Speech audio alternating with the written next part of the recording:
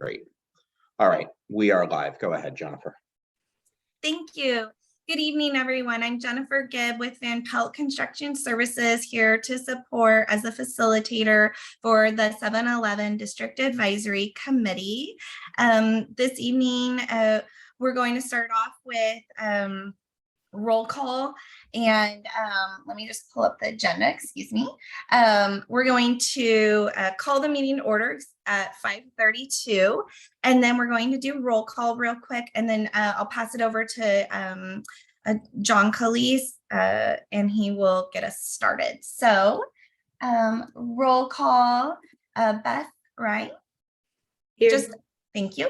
Kathy Campbell. Present. Dietmar Lawrence.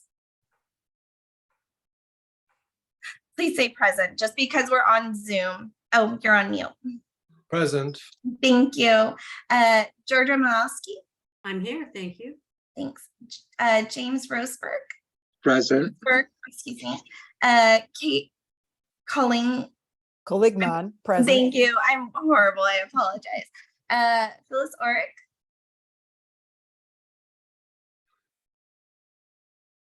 Phyllis, if you're on, can you unmute and just say that you're present?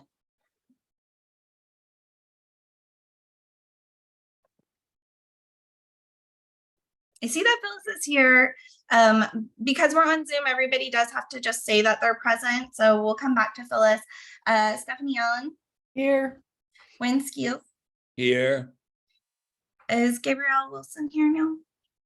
As an alternate, and Ofer Kiat. Here. Thank you. Okay, so we do have a quorum. All committee members are present. As part of this process, as committee members, your attendance you do need to be at every single meeting. So it is incredibly important that everyone's here and accounted for. And then alternates, we have 2 alternates on the committee, and it's important that they are here as well in case somebody has to, a member has to jump off for some reason.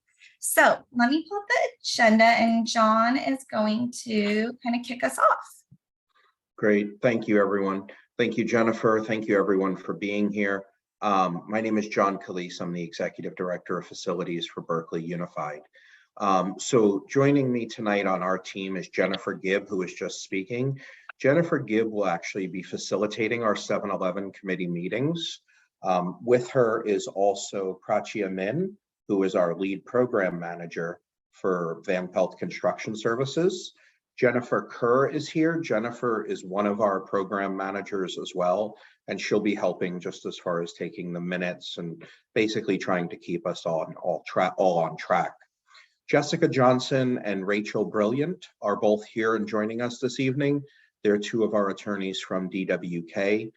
They're going to walk us through sort of the purpose of the statutory committee, but also some rules around the Brown Act, and just really about how this meeting should run and what the purpose is, and basically make sure that we stay on track for that.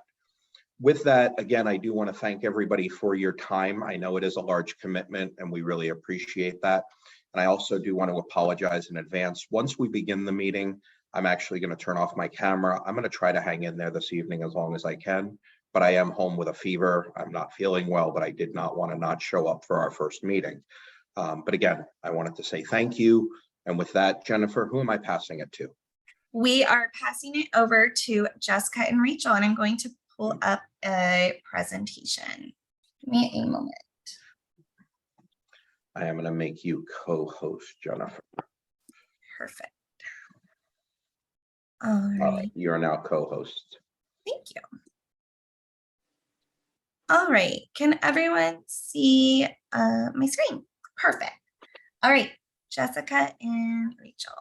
All right, well, thanks everyone for being here tonight. My name is Jessica Johnson, and I am an attorney at Dennis Wilbur Kelly, and my colleague Rachel Brilliant is also here tonight. She's also an attorney at Dennis Wilbur Kelly. We're counsel for the board and the district, and so we're here to help facilitate this process. So let's go to the next slide, Jennifer.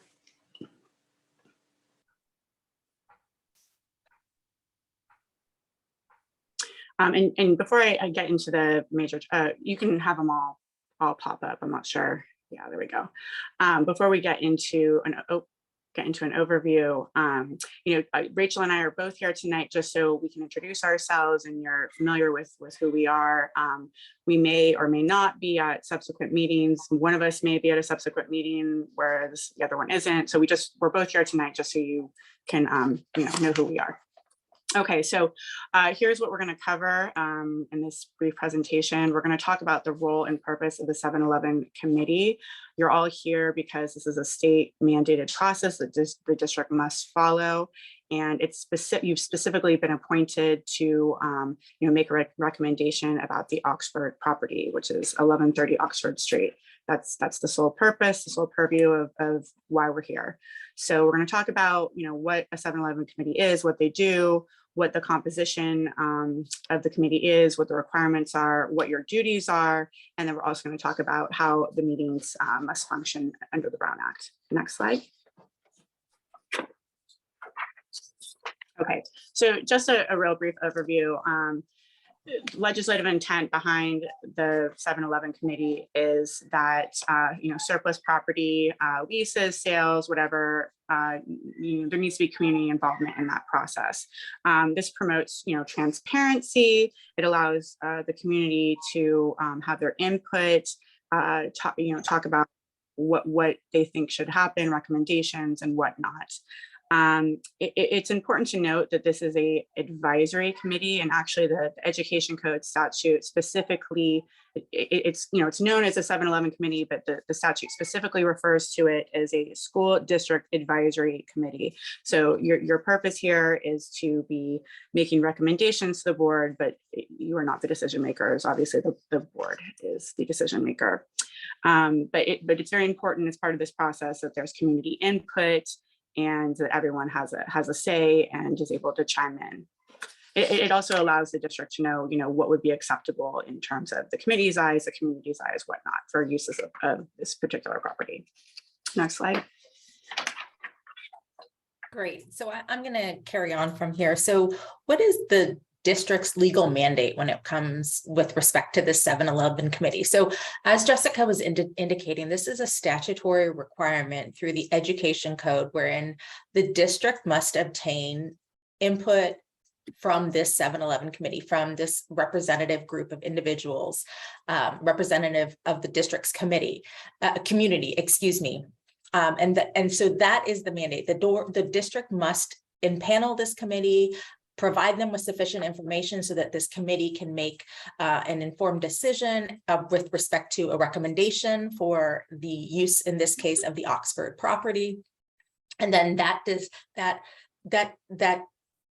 report, generally it comes in the form of a report. Ultimately, that was what the committee will present to the board, and then the board will use that report to make its ultimate decision. And so I want to impress upon you that the 7-Eleven committee is just the first step in a really in a lengthy process. So what the statutory scheme sets up this particular process that must be followed by the board before it can lease or sell a property that's been deemed surplus. So this is just where the board is getting a recommendation from the committee. Is this property surplus? If so, do we have any particular recommendations with that we would provide to the board for the use of the property?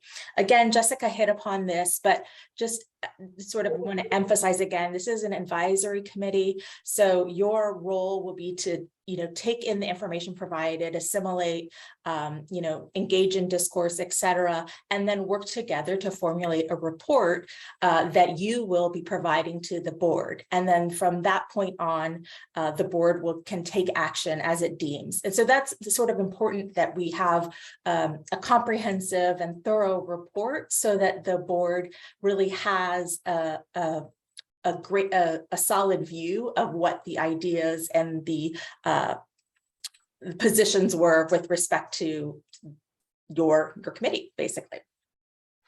So we can go on to the next.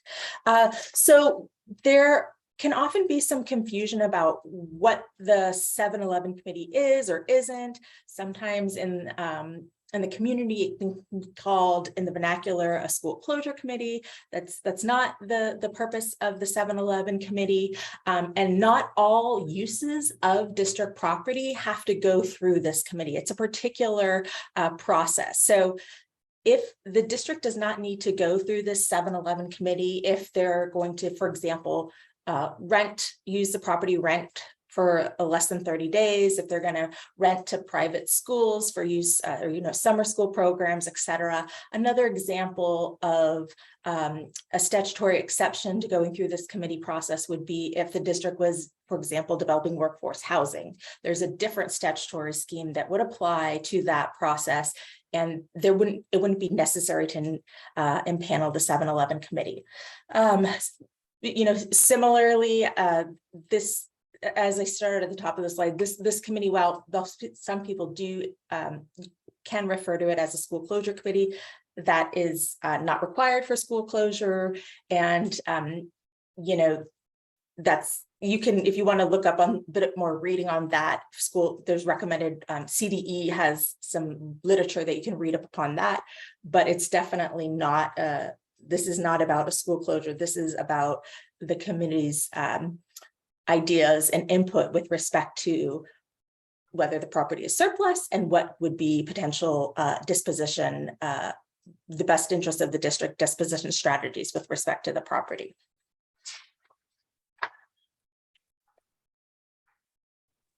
Okay, so we're going to cover real quickly the composition requirements, because the education code wants us to be, a committee that's representative of the community. So there needs to be not less than 7, nor more than 11 members. And we have 11 members of this committee, although 2 of them are alternates. And the requirements are that members are representative of ethnic, age group, and socioeconomic composition of the district, business community, such as store owners, managers, supervisors, landowners or renters, with preference given to representatives of neighborhood associations, teachers in the district, administrators in the district, parents of students in the district, and persons with expertise in environmental, legal, building, and land use planning. And we have representation on this committee covering all of these different categories. Next slide. All right, so what are the duties? What are you here for? Again, we're here to talk about the Oxford property. We're not here to talk about other properties. We're not here to talk about other projects. We're not here to talk about other issues in the community or in the district or whatnot. We're here to talk about the Oxford Street property and recommendations for use of that property. So you're going to be provided some information and resources from the district, which Jennifer will go over later, but you'll be reviewing the data that's provided regarding this property, regarding enrollment data and whatnot. You're going to be establishing a priority list of use of this space that's going to be acceptable to the community. And you're also going to be establishing, what the limitations of tolerance of use are. So you're going to determine, okay, well, here's an example. We'd like the property to be used for school purposes, but we don't want it to be used for charter school purposes. Or another example would be, we'd like the property to be used for residential purposes, but we don't want it to be for fair market rental, fair market units. We want it to be affordable housing. Those are some of the examples of the limitations that you may decide that you want to recommend. You're going to circulate this priority list of uses and determination of limits to the community and have a hearing so that members who are outside of this committee can provide their input and on your recommendations on your priority list and weigh in.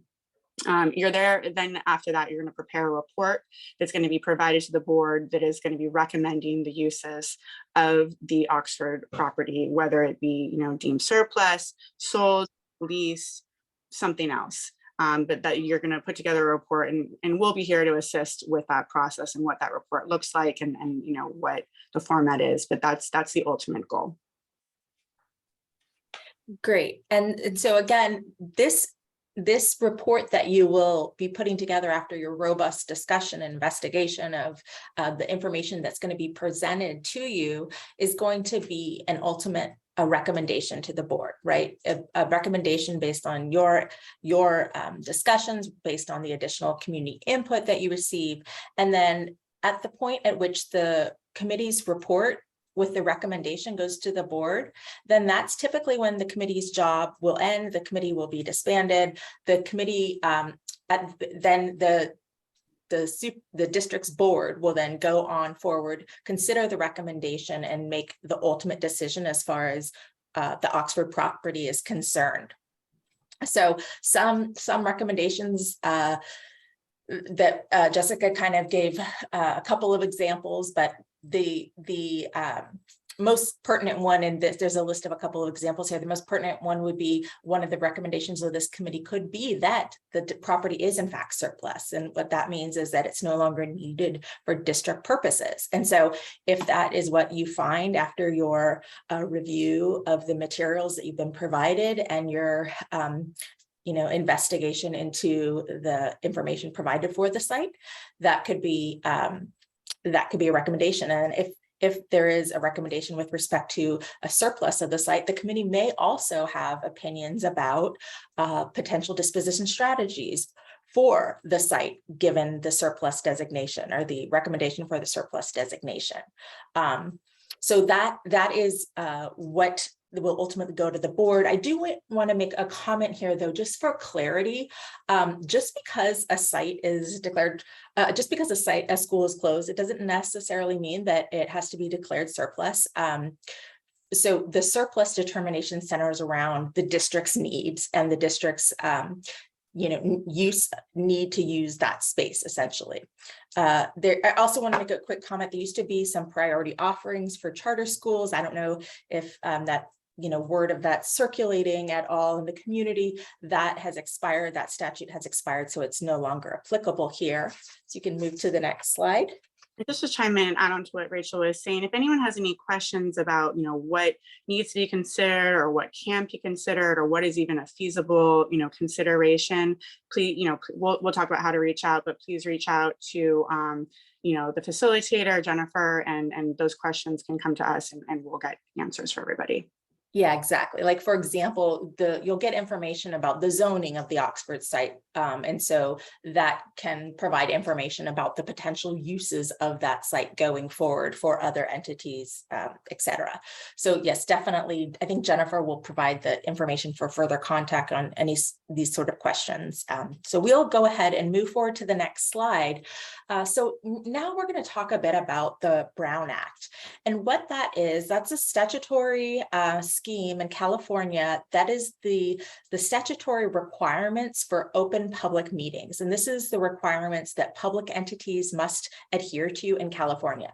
The public entity at school district is a public entity. And so as a committee of a public district, you are also going to be held accountable to the Brown Act requirements. So we can go to the next slide. What is the Brown Act? And this is basically the procedures for these meetings, how the overarching procedures that will be followed for these meetings. And we'll get into some greater detail about your responsibilities communication-wise as we continue on. So the definition of a meeting for the Brown Act is any congregation of a majority of members of a legislative body at the same time and place, including teleconference locations, to hear, discuss, or deliberate upon any item within the subject matter jurisdiction of the legislative body. So what this means is a meeting could literally be a group of members of this 7-Eleven committee who meet up for lunch and topics in the purview of this committee, for example, the Oxford property zoning, potential ideas, anything about the Oxford property or the 7-Eleven surplus focus, that could be considered a meeting, right? So there are certain requirements about if meetings are held, the public has to have access and notice, because the whole point is that this is public business. The public should have access to these meetings and the information and have a forum to have some input with respect to the actions that these public entities are taking. So we can go ahead and turn to the next page. I gave you an example of meetings. It's a pretty broad definition, but we do want to clarify meetings are not individual contacts or communications on telephone conversations between committee members or other people that don't constitute discussion, deliberation, or taking action on committee business. So the same example, if several committee members, work at the same place or go to lunch and they are not discussing any of the business of this 7-Eleven committee, then that would not be considered a meeting. So we can keep going on. And then the Brown Act, as far as an important limitation with respect to the Brown Act is that a majority of the members, the majority of the members of this meeting, you can't convene or have a series of serial communications outside of a publicly noticed meeting. So what I mean by a publicly noticed meeting is you will notice that we're following an agenda. That agenda will be created for each of these meetings with help from the facilitator, and it's publicly posted 72 hours before the meeting. So the public has notice of what the committee is going to be discussing and what's going to be covered. So you can't have meetings of groups of the majority of the members of this committee. So in this example, there are 9. So the majority would be a 5-member. You can't have those kind of those meetings, and it could come even in the form of, you want to be careful, like group text messaging, there's a lot of technological advancements and it could be really easy to slip into a meeting without realizing it. So, direct communication, telephone, email, internet, instant messaging, text. Jessica's going to get into the newer social media rules, but we just want to be, mindful of inadvertently violating the Brown Act by engaging in communications with a number of the majority of the members. Real quick, Rachel, before you move on, there's a question in the chat in regards to what a majority consists of for this committee. Yes, so there's 9 official members and you have 2 alternates. So a majority of the committee would be 5 members. Perfect, thank you. Go ahead, Rachel. Jessica. Oh, yeah. Okay, so if you want to go to the next slide. Before I talk about the social media rules, one thing I do want to caution, because I realize, you're members of the public, you're not, district employees, district staffs, you're probably not used to, being subject to the CPRA. And the CPRA is the California Public Records Act. And because you've been appointed to this committee, this is a district committee, your text messages about the Oxford site, your emails about the Oxford site, it doesn't matter if it's on your personal email, your personal cell phone, they are all subject to disclosure to the public, meaning the entire world. So you need to be very, very careful. I doubt any of you want your text messages being looked at by attorneys that are trying to, ping something. So just be cautious of that. It's important to be aware of that, of what the CPRA means. So let's talk about there's new social media rules. A lot of people communicate now via Facebook, Instagram, all that stuff. So you can use social media regularly, your Facebook page, if it's unrelated to the committee business, and you're able to use social media, to put out information about the committee. And so, for example, if you want to put out information that you're soliciting feedback on the recommendations that the committee is putting together, or your list of priorities, or you want to let members of the community know, hey, there's a meeting coming up, and that's fine. But let's say you make a posting like that, and then someone asks you a question directly, either via the social media platform, or they send you a text or whatever. You're not able to directly respond to them. What you should do, and we'll talk about the email address in a minute, but you'll send that question, response, whatever, to to the facilitator. And so it's also really important to avoid getting into a comment discussion, because again, like Rachel warned, then we could be going into a meeting, right, that we don't mean to go to and violating the Brown Act. So, if you do post something, then we don't want to be posting comments on that post about, oh yeah, everybody, come respond. And then all of a sudden we have all 9 members of the board that are posting comments on that in response to that social media post, and then we have a problem. So just be careful of that. Next, and I'm sorry. Yeah, so and Jennifer will be sharing what that email address is in a minute, but you will be getting a response within 72 hours if there is a question, or a member of the public has a question that you forward. So it will be monitored carefully and responded to in accordance with the Brown Act. Next slide. Jessica, real quick, I know you addressed what is a majority. I apologize, I'm cutting in and out a little bit on my end, but were you able to address about a serial meeting of the majority? Yeah, sure. Rachel. I mean, I can jump in. Yeah, so that is, again, kind of getting back to this text chain idea where, it starts with 1 or 2 people and then people get added in, or and then you have to be careful, because really quickly you're going to have a problem with serial communications outside of a properly noticed meeting. Thank you. Mm-hmm. Okay, so here's some recommendations, best practices in terms of how to communicate. I mean, one is just use common sense. If you're not sure, then don't send the communication. But you want to minimize any communication with committee members outside of a notice meeting by any means, right? So if you're not sure if you're going to be violating the Brown Act, just shoot an email to the facilitator with your question. It will make sure, or your comment, or your whatever it is, your communication will make sure that it gets respond. Emails received on committee business. If you get something from Jennifer saying, hey, heads up, here's some information you need for the next meeting, do not use reply all. Reply all is not your friend when you're on this committee. And again, we talked about social media. It's okay to use it to share information with the public or elicit information from the public, but it is not a discussion forum for engaging with members of the public, for engaging with members of the other members of this committee. It's you can share information there, but it is not to engage in discussion. And then, again, if you have any questions about whether it's you're violating the Brown Act or how the best way to proceed with a certain communication, seek feedback from the district. And again, Jennifer will share with you the very important email address where you can send those questions. Okay, and so we're just going to quickly go over how meetings operate under the Brown Act. So like Rachel said, they're open to the public. They have to have a posted agenda. Minute meetings need to be posted.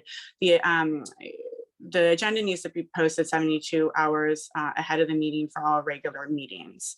The physical location requirement, so generally in normal circumstances, meetings need to be held in person. However, as we all know, we're in a, COVID is around. And so the governor issued executive orders allowing meetings to be virtual, not just for, 7-Eleven committee meetings, but for board meetings and other types of meetings across the state.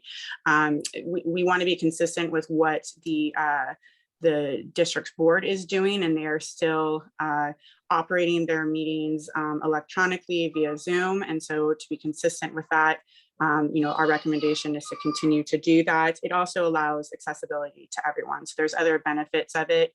And finally, we do have, there's still concerns about risks to health and safety from COVID and other illnesses. Fortunately, John is sick today, but he's still able to be at this meeting because we're operating it by Zoom. So it really keeps everything on track in terms of the timeline, making sure we have a majority. And so, that's why these meetings are all scheduled via Zoom going forward. As part of that, because you are the committee members, you will once a month need to adopt a resolution, which we'll get to later on in the agenda.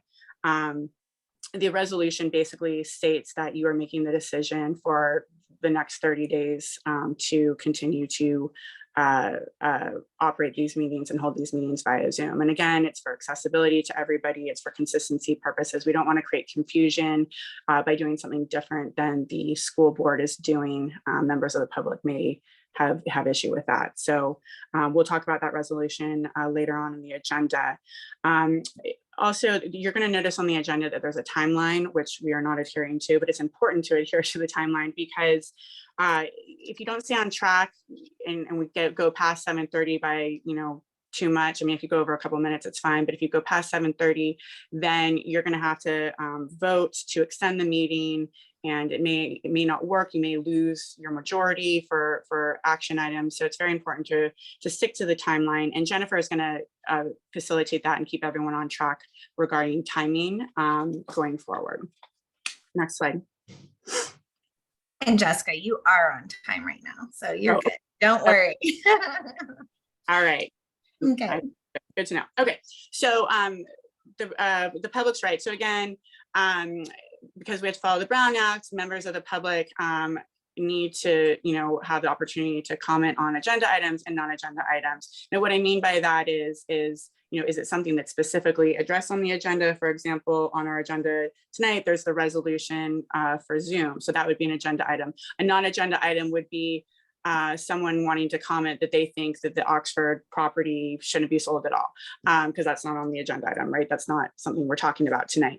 A non-agenda item is, again, not something about another property. It's not something about another project. It's not something about another issue in the district. It is, we are only here, we're here to talk about the Oxford property, and that is what this committee has been appointed to discuss.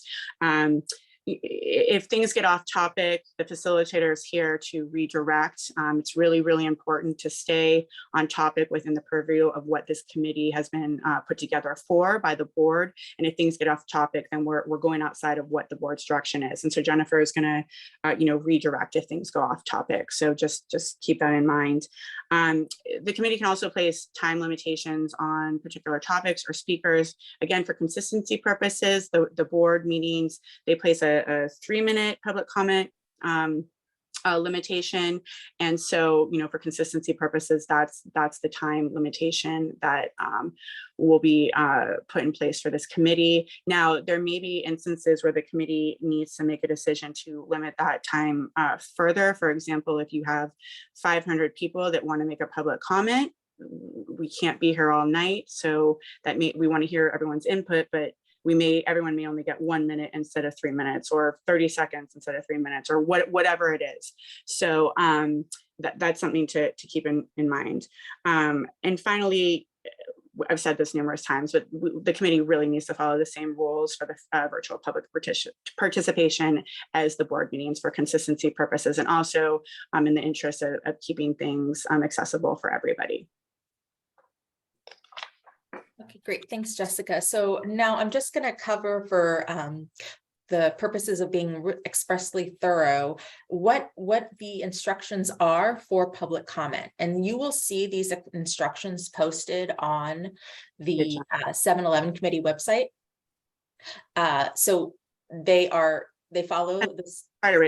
Jennifer, can you pull up the agenda so that people can follow? Perfect. Okay. They follow this, again, also follows the same format as the district's regular board meeting. So there's going to be 2 opportunities for the public to comment in each meeting. The one, like Jessica just talked about, one is the comment on agendized items.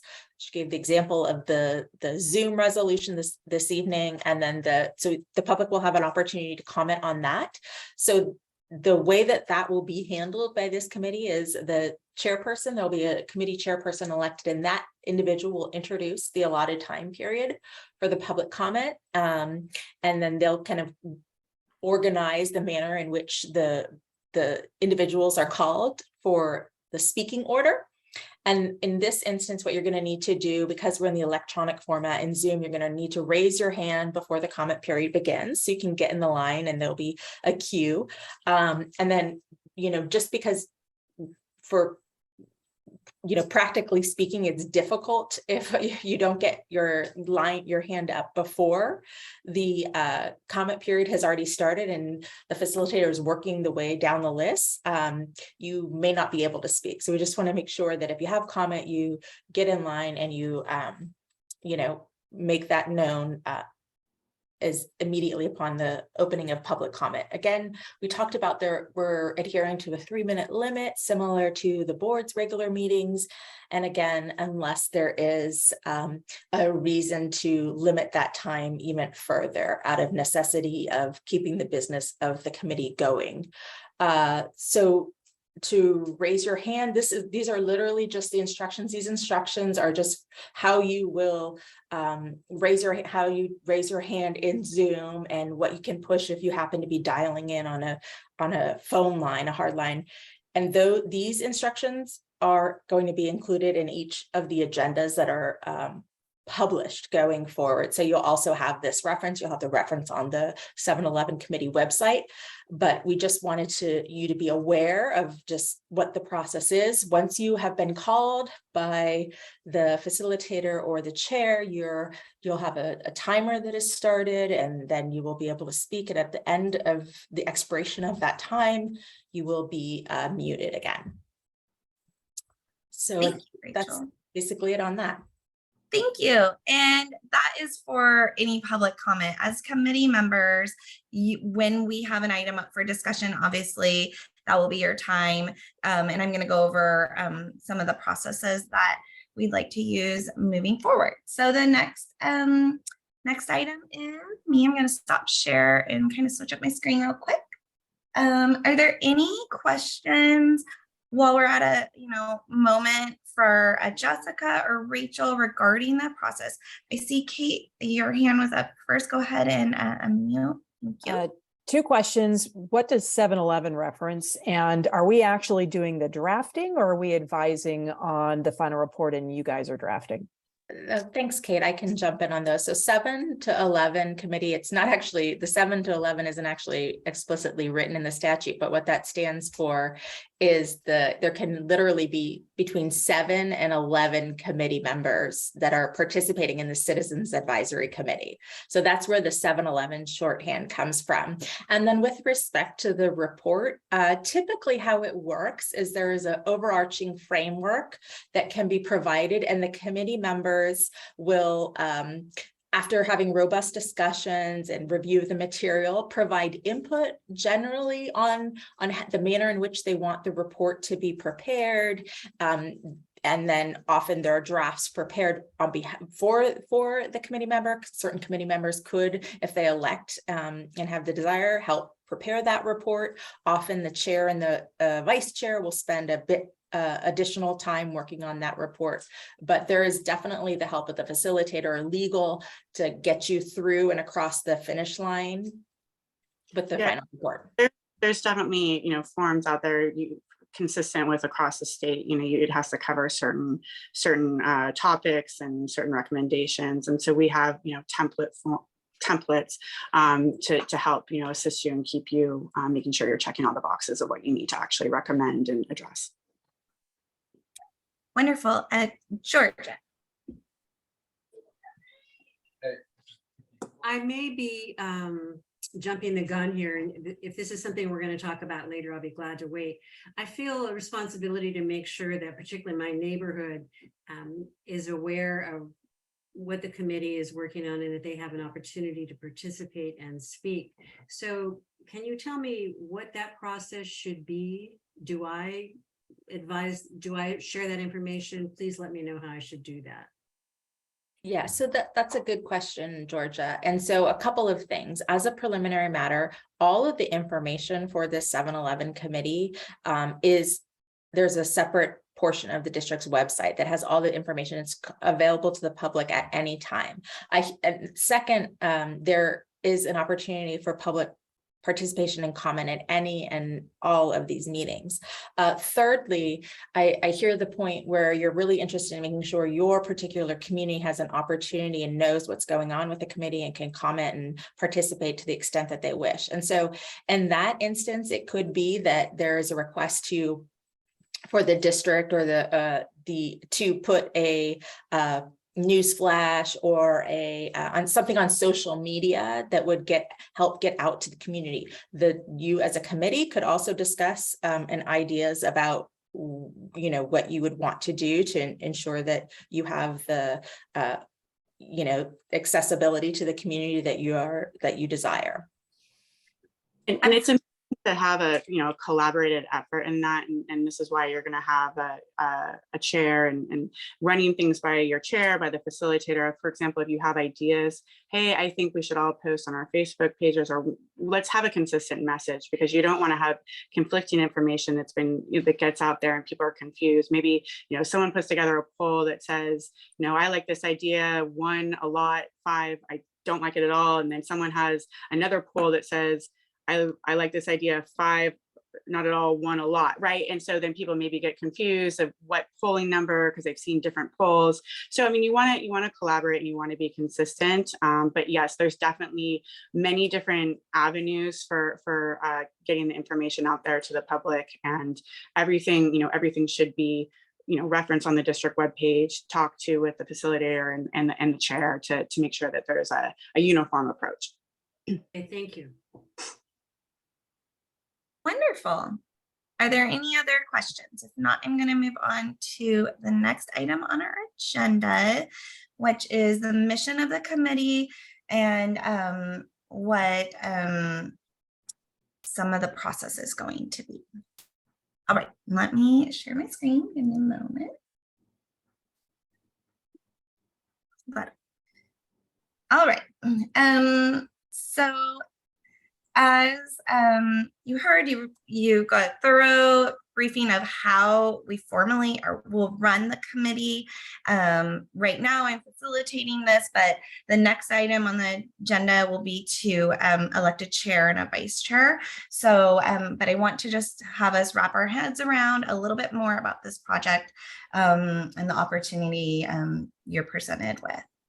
So today I'm going to talk about the purpose of the committee. Jessica and Rachel did touch on it a little bit, but I'm going to just, so everybody's on the same page and we have a good foundation, what the meeting dates are, times, and the requirement for participation and attendance, what the meeting process will normally be, meeting norms, Zoom norms, and then committee topics and any clarifying questions for the 7-11 committee or community members.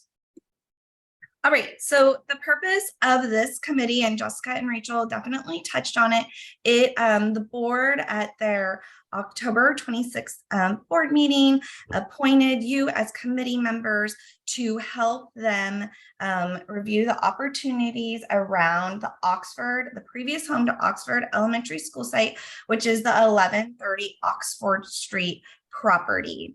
The purview of this committee is to focus on that property, review it for opportunities for surplus or other. So we really, as Jessica, you guys really put home on that, but that's what we're focusing on. Committee dates and times, as you've committed to the schedule, it was posted and then in application.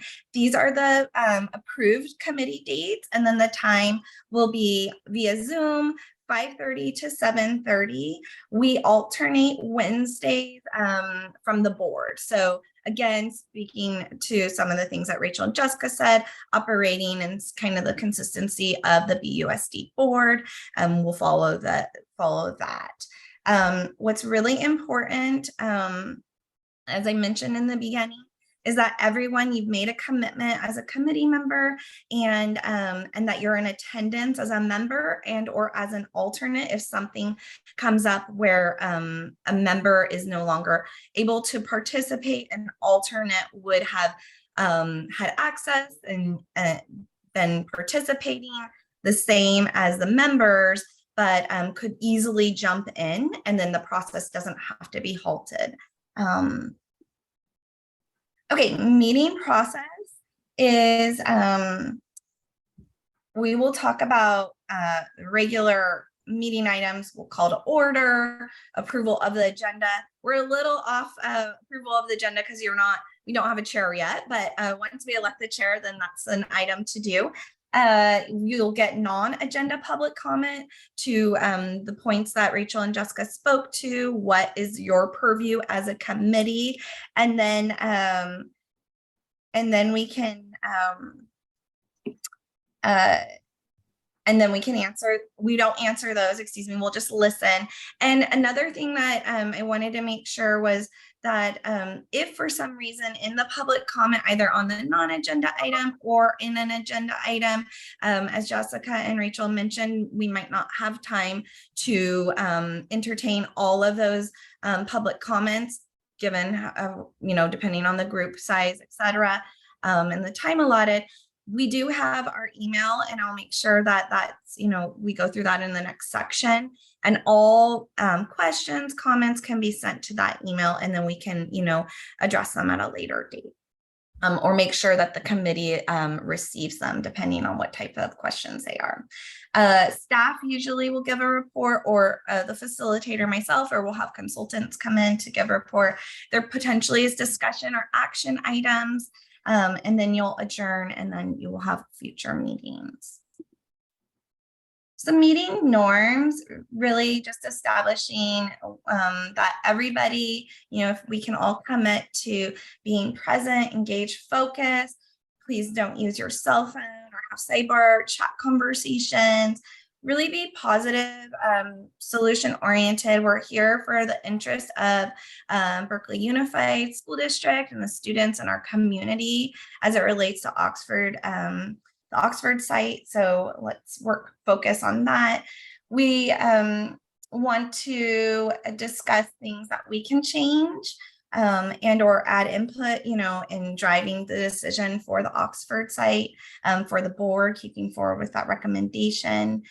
We challenge with respect. I think it's important. We all are here representing our community, and there's a reason why you're here, right? You're a diverse portion of our community. You're representing, but you might have differing opinions, and if we can all just respect that, that'd be great. And then again, disagreement. It's absolutely okay to agree to disagree. That's why we're here, and we value your input, whichever it may be. In regards to Zoom, we will be conducting all these meetings via Zoom. So feels like we know what this is, but I'm just going to go over it again because, we're still living in it. Please, our commitment is to start on time and end on time, right? So 5:30 to 7:30, it's 2 hours every other week. We really appreciate your commitment. So we want to stick to that. If everybody can please be on time. In your name, please use your name if you prefer, whatever you prefer to be used, but please use your real name. If you, I'm a mom of 2, and I have dogs and, chickens. It's crazy, but try to find a quiet place to be able to have your meeting at, if you can. We understand that Zoom definitely gives us the capability to kind of be wherever we can be, and that's great, but also be cognizant of the surroundings. Mute yourself until you want to speak. We will be using the raise hand function. Thank you so much for everyone who's been using it. Just in case, there's some background noise. Please, if you can, turn on your video, and then also be active listeners, and definitely listen when others are talking. And then again, if we use the raise hand function, it allows everyone to voice their opinion, and then we can move to the next comment. Okay, so the committee topics that we're going to really be focusing on, as Rachel and Jessica stated, data, right? That's what we're here, is to review data that will help drive a recommendation towards the board. So again, it's focused on the previous home to Oxford, the Oxford site. We're going to review data. Some data will be presented tonight for your review. And then additional data will come as we move forward through our discussions. It's really important for you to take the time within the 2 weeks to review that data, so that we can come back at our next meeting and have thorough discussions and or answer any questions as we move through this process. Once we review the data, what we'll do is we'll come together as a committee and put forth a recommendation, and I'll help facilitate the discussion around moving towards a recommendation. As Jessica and Rachel stated, there is the template. We want to make sure that you're checking off all the boxes in regards to what your kind of role is and duties are as serving on this committee for putting forth that report. We'll support you in drafting the report and adding the necessary information that you're required to have, but the opinion and recommendation is driven by the committee, and I'm facilitating at the pleasure of the committee. So that's my role here. And then again, we will, once the draft is put together, you'll have time to review it, and then we will all come back together, and you as a committee will vote on moving that draft as a final for recommendation to the board. And that's it. Are there any questions regarding the topic? And I apologize, I see there are some things in the chat. So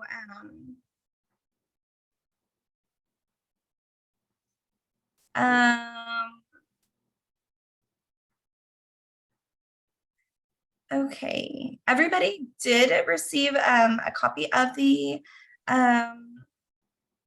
agenda and of the presentation. So if you have any questions or need, more time with it, you're welcome to take time to look at that.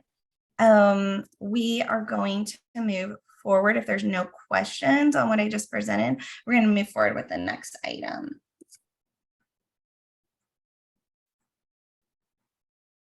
All right. So the next item will be selecting I'm just going to pull up the agenda real quick. It will be selecting a chair. I did see a question in the chat in regards to that, and I'm going to help walk you through that process right now. I'm going to stop sharing so everybody can see each other.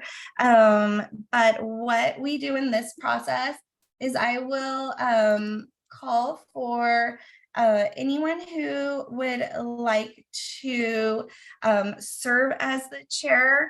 I'm going to give a little bit of information about what the chair's role and responsibilities will be, and then the vice chair would serve in their place if they're not there. Yes, I can definitely share all the committee members in one moment.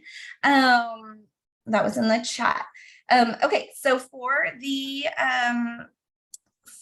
roles of the chair and the vice chair will follow the help guide the committee in regards to meeting order. So some of the things that Rachel and Jessica were speaking about, they will help with my facilitation. They will help prepare the agenda prior to posting, given any feedback or recommendations for agenda items from the committee. And then they will, again, just facilitate the meeting in regards to order, calling on items and moving the process along. So let me pull up the committee list. Hold on one moment so everybody can see all the members. Yeah. Go ahead, Stephanie. Well, Phyllis, somebody else, and I have all posted questions, so I think we know how a meeting is chaired.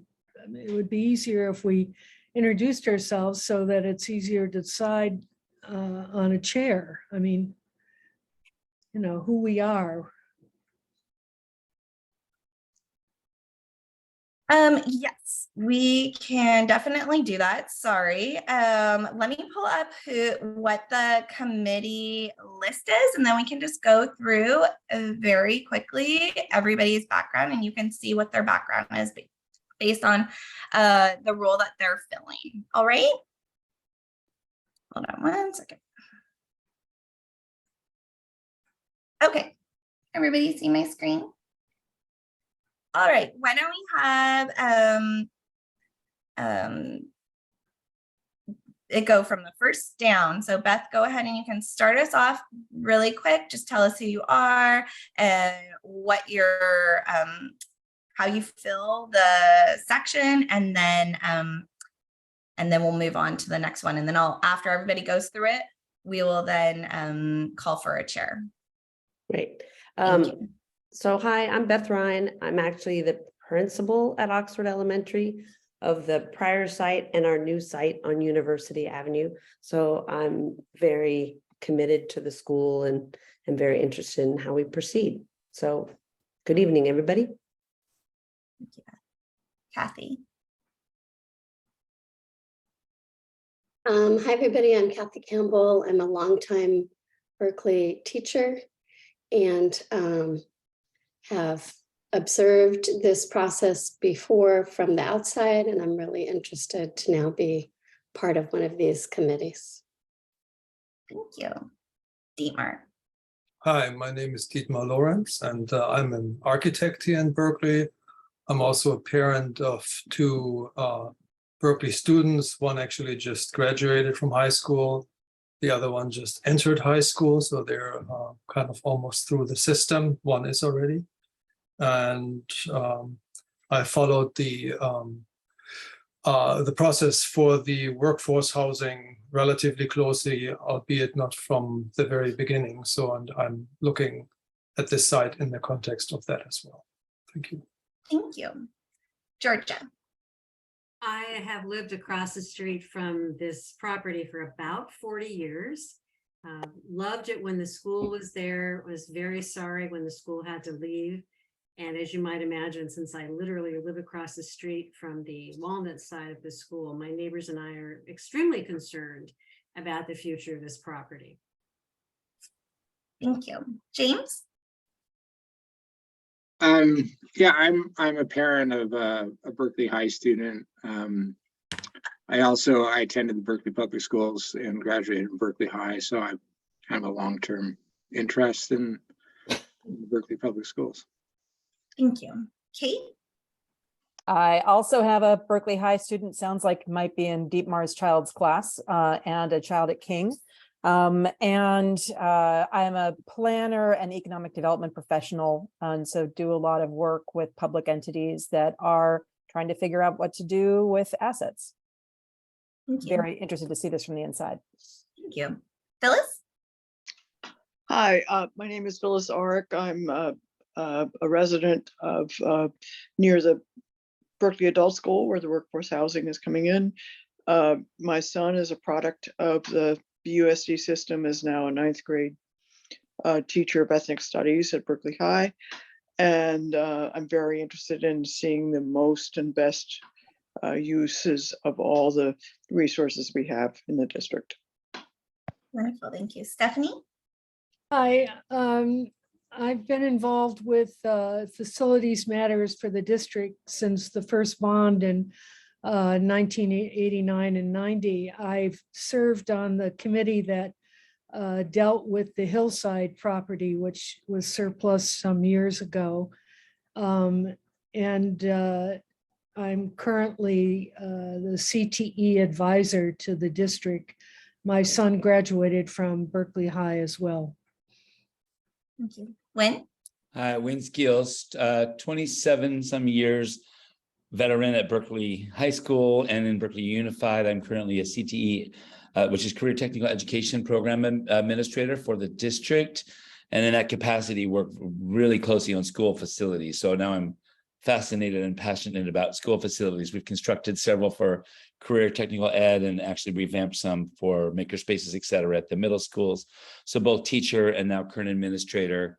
And I do live not far from Oxford Elementary. Thank you. Beaufort? Hi, yes, I'm a father of 3 kids. One just graduated the high school. Another one is a 10th grader, and I have a daughter, a 7th grader. She's now at King, but she actually was one of these kids who moved out of Oxford and had to move to the other facility. So I was involved in that. And professionally, I'm a city planner. So I have some other angles of interest. Thank you so much, everyone. All right, now that we've heard everyone's background. I'd like to call for anyone who either would like to nominate someone and or if someone would like to self-nominate.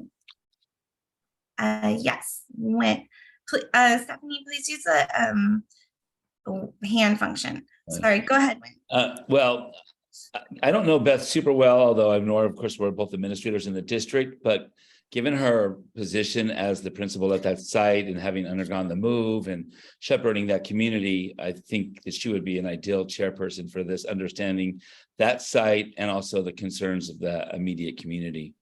So I'm nominating Beth Ryan. Can I second that? Okay. Let me just go, Phyllis.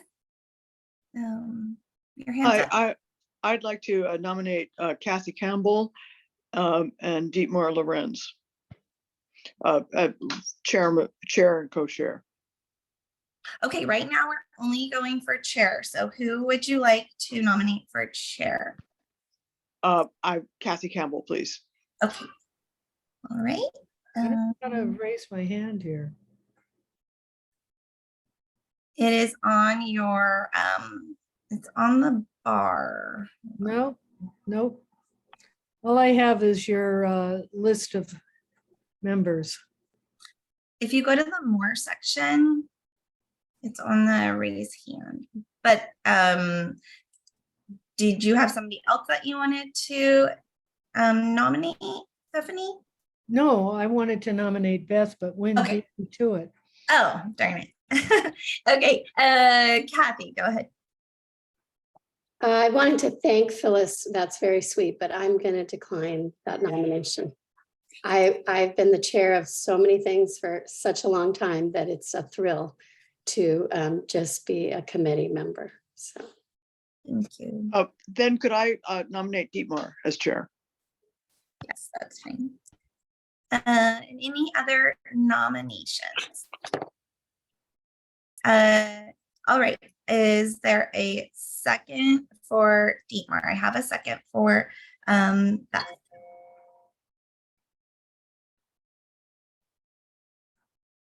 I'll second.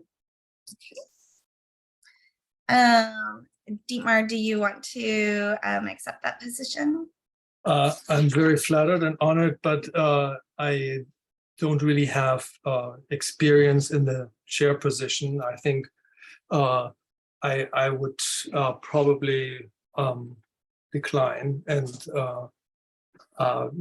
potentially as a vice, but I think the nomination of Beth as somebody who is very familiar with the site and its surroundings does also make sense to me, and I don't have any objection to that. So I don't need to be a competitor to that. Thank you. Beth, do you accept your nomination? I do, and I'm honored. I've been the Oxford principal for 10 years. I've worked with Georgia, getting to know the neighborhood. And so I love the school. I love the old site, and I really want to invest it in this. So I appreciate your support, and I'd be thrilled to be the chair. So thank you.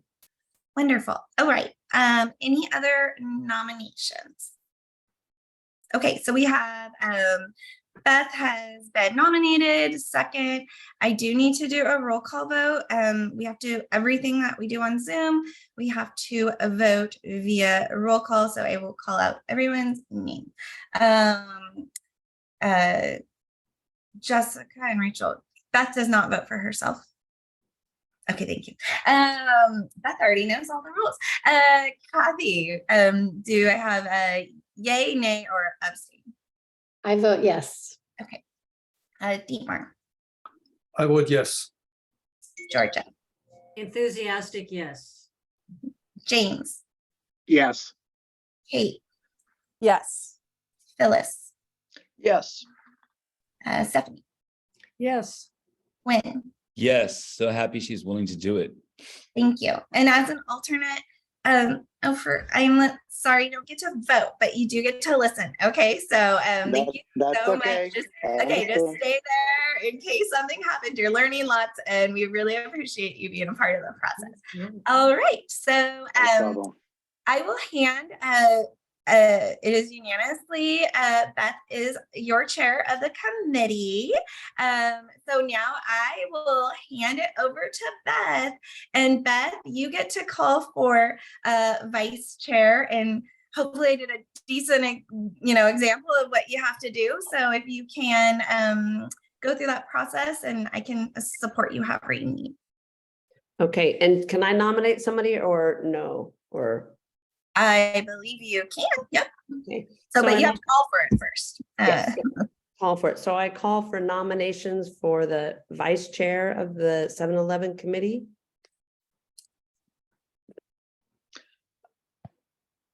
Let's see. Or do I do it then, Jennifer? No, you can't. Okay, so Phyllis. I nominate Dietmar. Thank you. Thank you. I'm going to raise my hand too, but let me see who else. Georgia was next. Georgia. Thank you. Oh, Georgia put her hand up. Beth. Me. I'd like to nominate Win Skills, being that he's worked so long in the district and is vested in supporting BUSD and the neighbor, and he lives in the neighborhood, so he's got two worlds coming together there. So are there other nominations?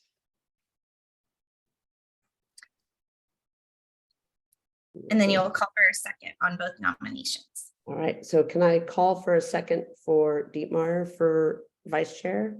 Is there a second? Is that, who is that? Kathy. Me, Kathy. Okay, can I call for a second for Win? That's me, Stephanie. Okay. All right, so now you're gonna have to help me to do. Okay, so now Win and Dietmar, do you accept the nominations? Oh, I don't mind going first. I certainly would. I understand it seems like a lot of work, but I do care a lot about the facilities and also just the district in general. So I certainly would, and it'd be an honor to work next to Beth. Dietmar? Yeah, I would accept, although I don't have that level of experience. I'm not kind of super eager to do it, but if people want me to do it, I would be willing to. Jennifer, is there a chance for discussion or not? I don't know. Absolutely. Now there is when there was only 1%, it was like, but now that there definitely is a chance for discussion. So Beth, you can open up for discussion. We have two nominations on that table, one for Dietmar and one for Win. All right, so we'll open up for discussion and I'll go with the raised hand. Kathy, do you want to start us off?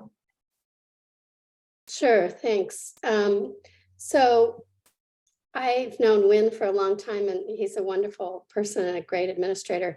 I want to say from my point of view, I think we have to be somewhat cautious about how we appear to the public. And I personally don't think that having two BUSD administrators and two BUSD employees is the right thing. I think it's better, and you never know, where there's going to be controversy in Berkeley.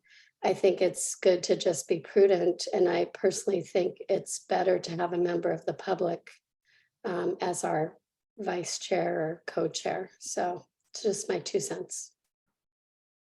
All right, thank you, Kathy. Are there other comments, public comments? Like Phyllis has her hand up. Phyllis, thank you. Hi, and thank you for taking this on, Beth. I agree in the sense that I think it would look better. I'm no criticism of the people involved, but I think it would be a nice thing to have an outside, a non-BUSD voice involved in this. That's all.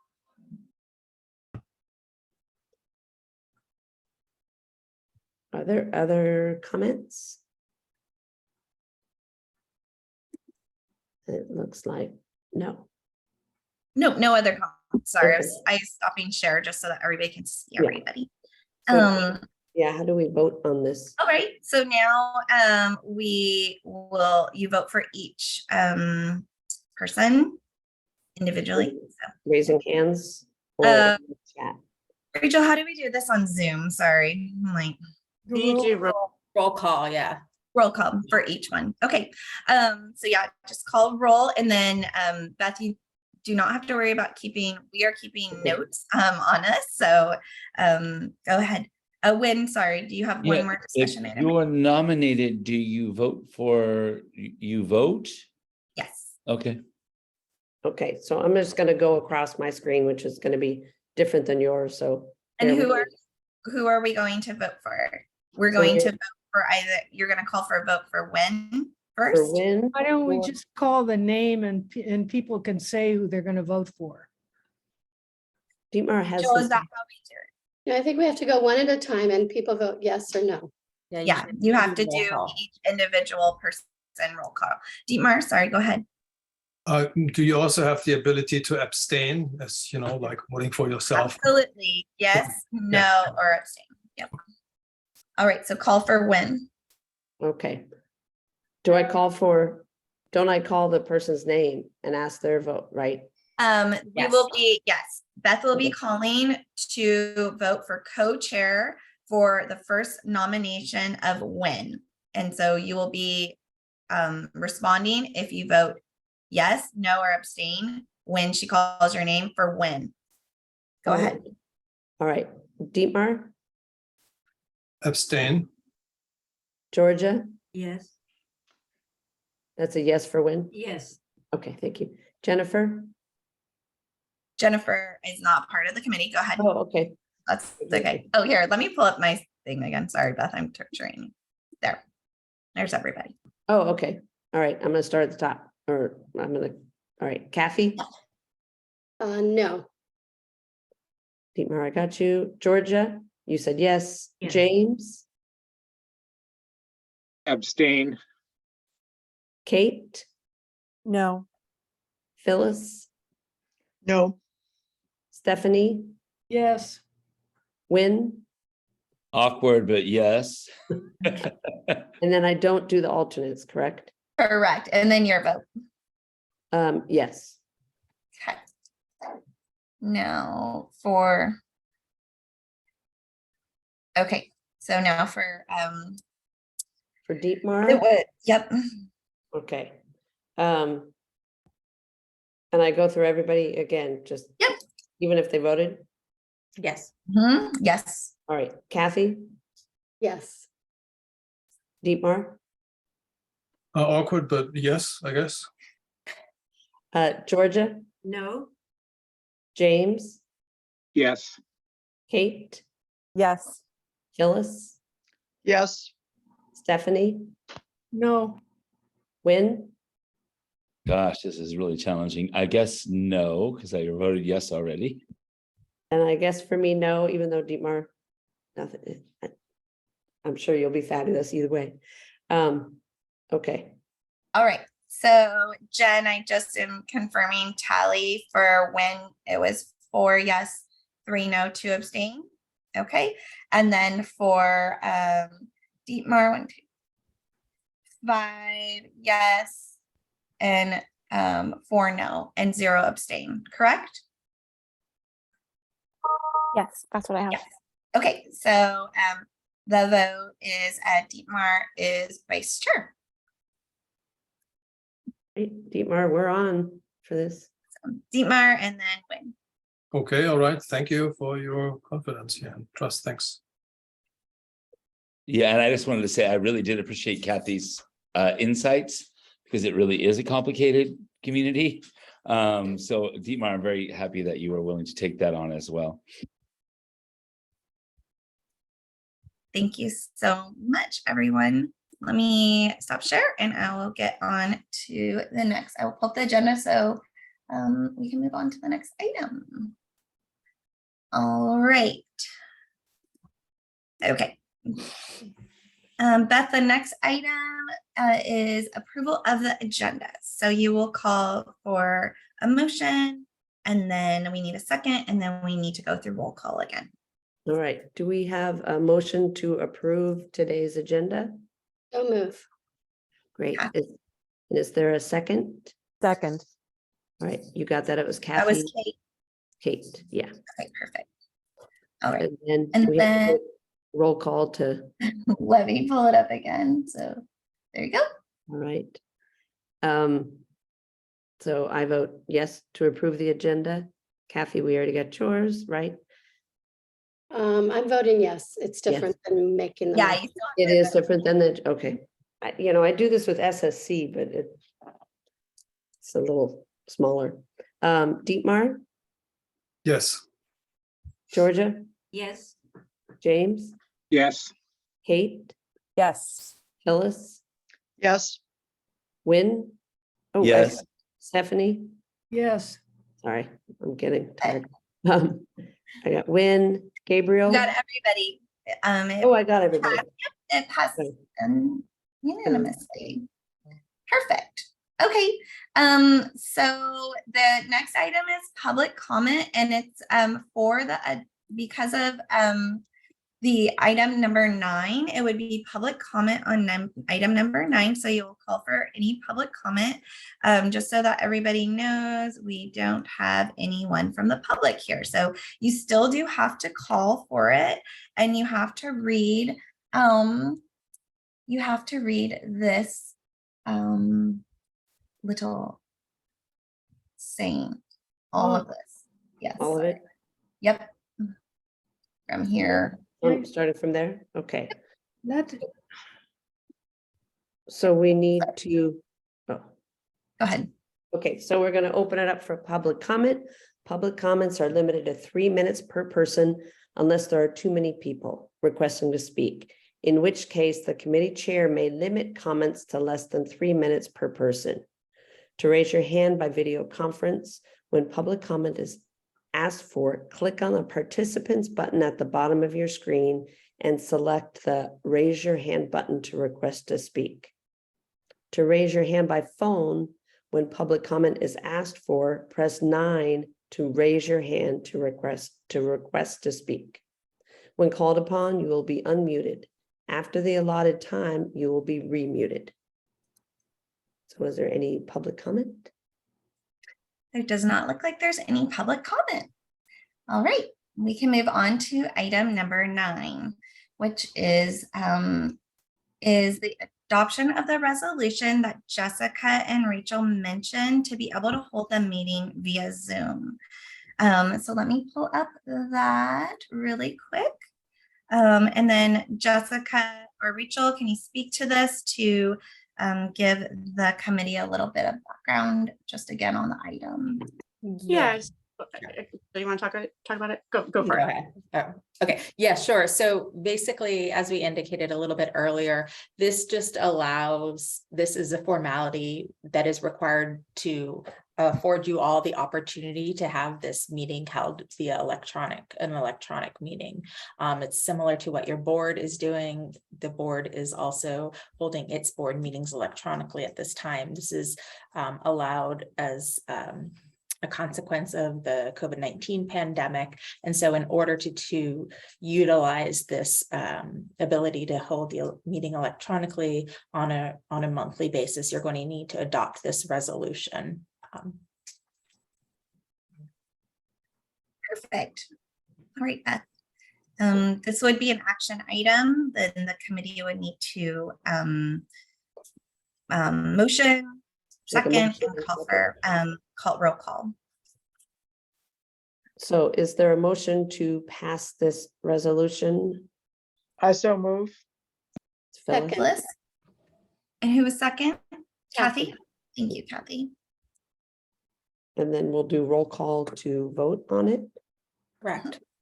Can you, Yes, sorry. or I can just go through my Zoom list. Do you want me I'll to do it again. Okay. No, it's easier. Sorry. All right, I'll start. So Kathy, I vote yes. Dietmar, Yes. Georgia, Georgia, can you say yes? Sorry. We have to have it. Okay. You can move to the next one. Sorry, I forgot to unmute. Yes. Thank you. James, Yes. Kate, Yes. Phyllis, Yes. Stephanie, yes. Wynn, Yes. and I'm And a you, yes. Beth? Okay, Yes. perfect. All right, the resolution has passed. Okay, let me get back to, let me stop sharing, get back to the agenda. All right. Thank you, everyone. Okay, so the next item is item 10. And it would be the same for non-agendized items. Rachel and Jessica, does she have to read the public comment again? No, but what you should say is that now is an opportunity for the public to speak on non-agendized comments, and the board will not be taking any action on these comments. So the board will listen to any comments that are given at this time, but will not respond or take action with respect to any of those comments. All right. You got all that, Beth? Just a reminder that the non-agenda items still have to relate to the Oxford school site, not topics of other topics. Well, now I've really forgotten it. So now is time we'd like to open it up for non-agenda public comment. Please know that we will listen to these comments, but not respond. Is that okay? Yep. Okay. Dietmar, do you have a hand up? Yes, I have a hand up. A quick question before we open to non-agenda public comment. I have one question about the resolution authorizing electronic meetings. I assume that doesn't preclude a meeting, because what I would like to suggest to have one of our site meetings at least at the site, because I think it's very important to walk the site and understand the site, go inside the buildings to understand the lay of the land, so to speak. I think this gives it's an important kind of piece of the puzzle, and you're obviously familiar with the site, but not everybody is. Is this possible to do this as part of our scheduled meetings and hold one of them on site, or have an additional meeting? I understand from the legal implications under the Brown Act that we can't just casually meet there in a group or so. So this is something I want to bring up as part of this meeting. Thanks. Thank you for that question. That would be an item that we can add for a discussion by the committee at the next meeting. So we will note that that is an agenda item. If you'd like to add it to the agenda, we can definitely add that to the agenda for discussion by the committee at the next meeting. It wasn't publicized that we would be discussing it, so unfortunately we can't move forward with any discussion regarding that item from the committee at this time. So would you like it to be added to the agenda at the next? Yes, please. Okay, perfect. Do we need a second or anything from the committee, Rachel or Jessica? Nope. No. Okay. Jennifer will make note that will be an agenda item. Yes, Stephanie? I want to know if at any point we're going to get the information of the engineering study that required the school to be closed. You're going ahead of us. That is our next item on the agenda. So if we don't have any other public comment on non-agenda items, Beth, you can close public comment and then we can move on to that item. All right, so we're going to close public comment. Thank you very much. And we'll move on to the next agenda item, school site facilities information. Thank you. And that is that's a report from me. Let me get my screens up and then I will move over. Okay. All right. So this is our committee website, and if everybody, we wanted to make sure that the committee and the public understood where the information is, what's out there, and how we'll be delivering new information as it comes. So Berkeley Unified has created a separate committee webpage for this committee. You will be able to find all the information online. It will be posted 72 hours prior to any publicly held meeting, and or if additional information comes up and we have it ahead of time, we'll definitely load it in here. And there will also be an opportunity for questions. As both Rachel, Jessica, and myself stated, if anyone has a question, if there's something that we've gone over and the time ran out. As we said, we're trying to stick really to the timeline that you have, the 2 hours dedicated, or if your community has any questions, please email them to capitalprojects@berkeley.net. That will then be distributed either as public comment to the whole committee. As Jessica and Rachel said, we will be able to distribute that, so you're not violating any of the Brown Act. We want to be able to support you in that, but make sure that you have access to any public comments that are coming in, and or if there's any other questions that you might have or you wanted to know, we are going to have a FAQ, frequently asked questions, and that will be available and accessible on the website too as we're continue through this process. Is that an answer to my question, or what is that? If you let me finish my presentation, then I can definitely, it's part of the presentation. Yeah. So if you want to lower your hand, then I'm going to get to your question as part of this presentation. Okay.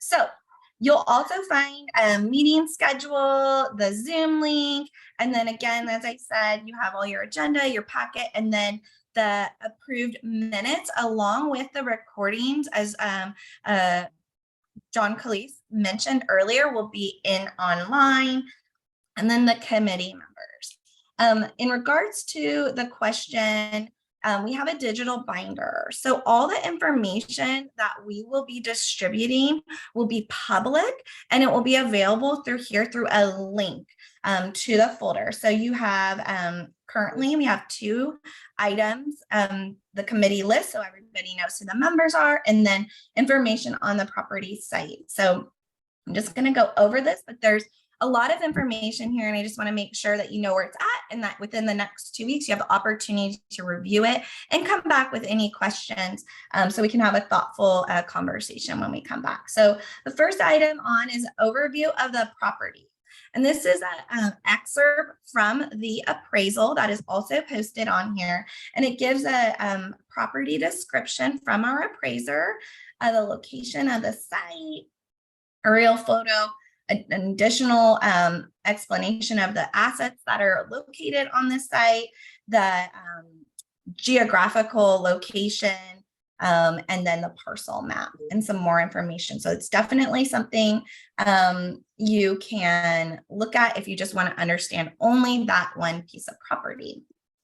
The next is the geological hazard study report that was published during the process when students were in a health and safety risk. And so this was published and gone through in September of 2019. And then the students were then relocated to their new home, and the site was left vacated. So definitely I'm not going to scroll all the way through it. It's 155 pages, but it's there available to the public to review and for the committee to review and understand. And we'd like to go over it in more detail or answer any questions that the committee or the public would have as it relates to, again, the surplusing of this property.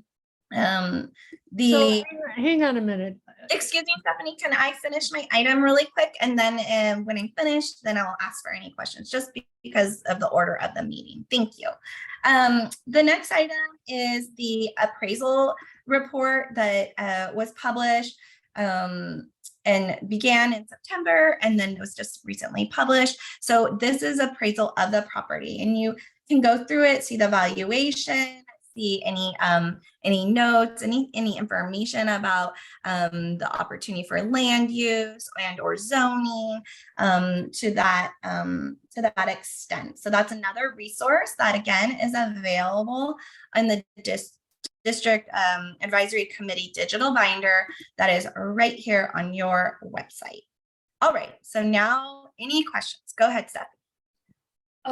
Well, I'm wondering, I'm not going to read 100 and something plus pages of the geological study.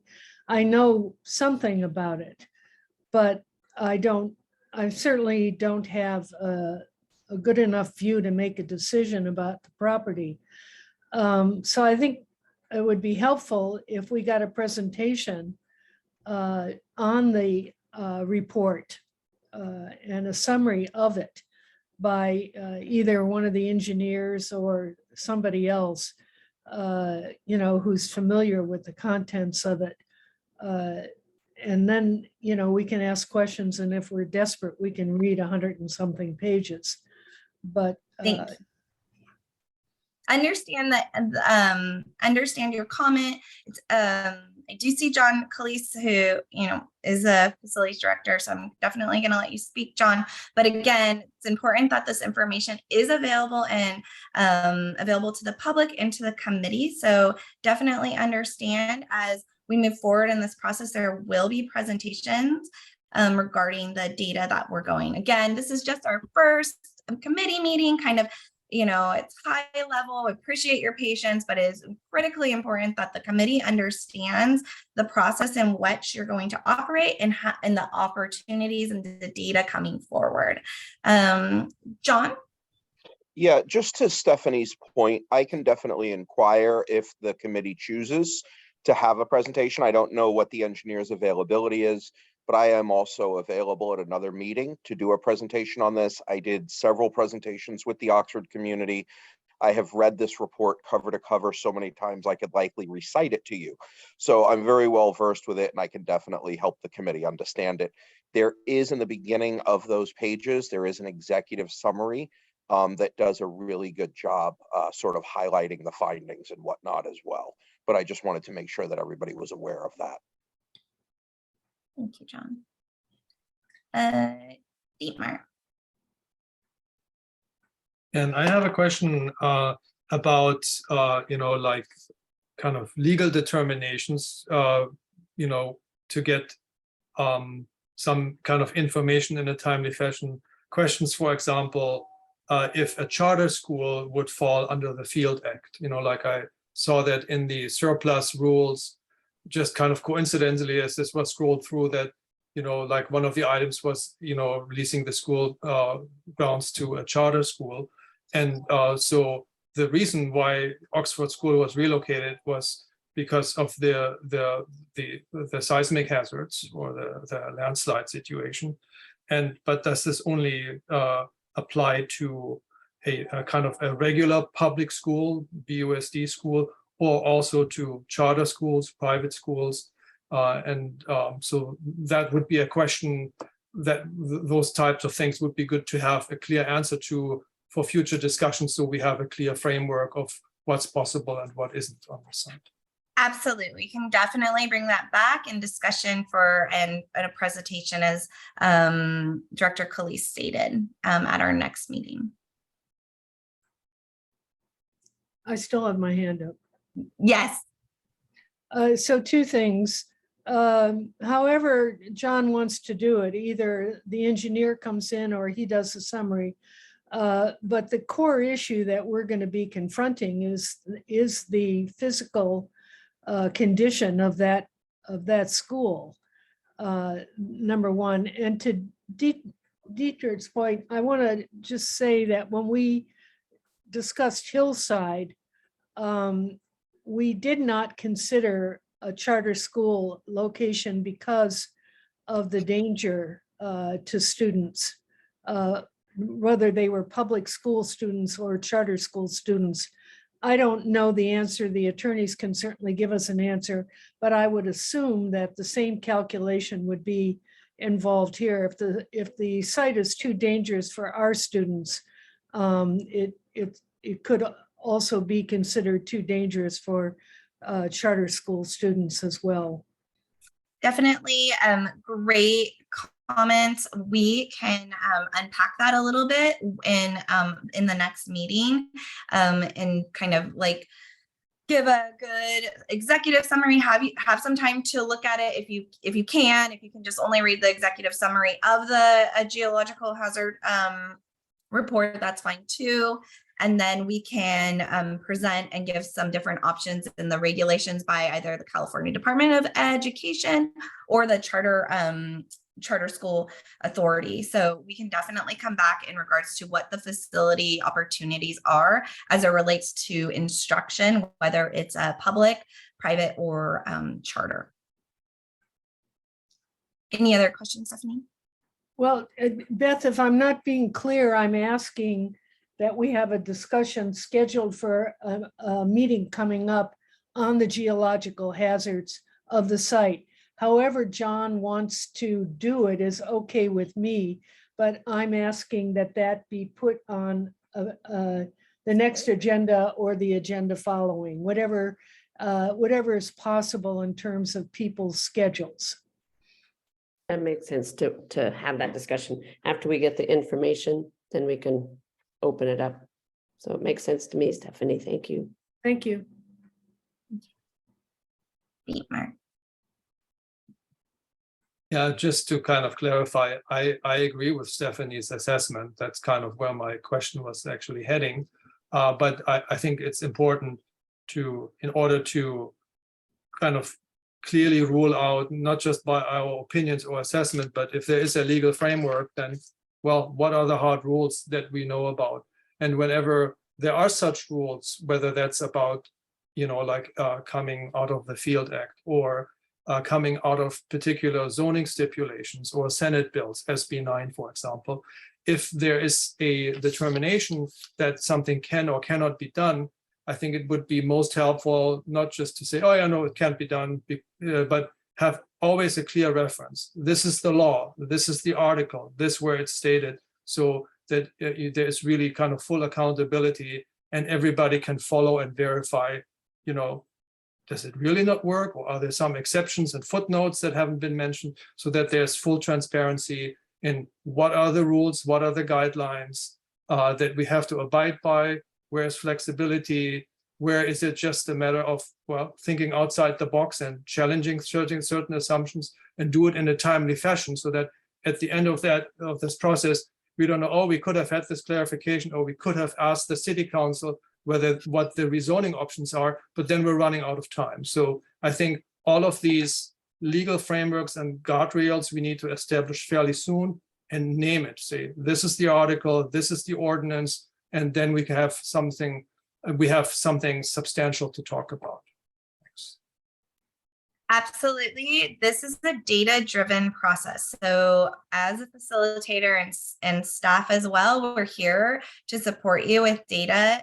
Legal counsel's here to make sure that you're following the letters of the law.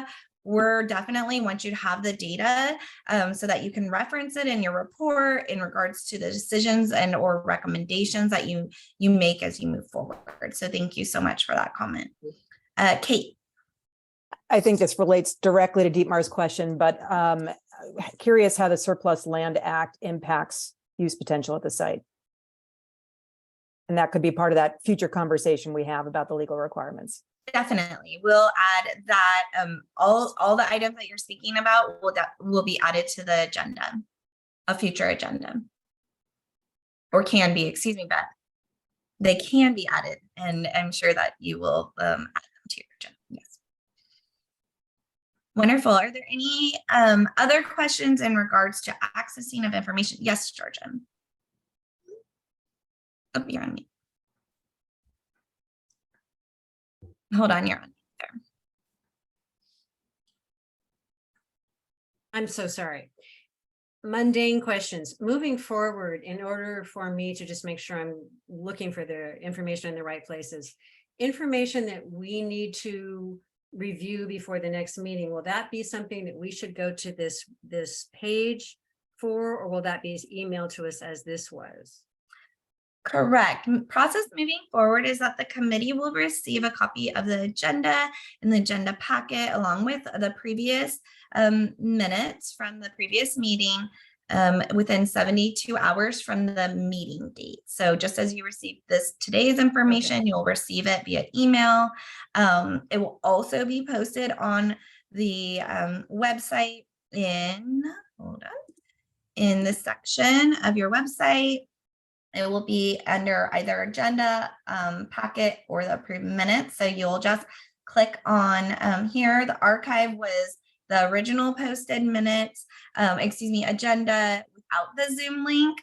And so I didn't want to, for posting purposes and time within the 72 hours, I wanted to make sure everyone knew that that was posted within the Brown Act for you as a committee.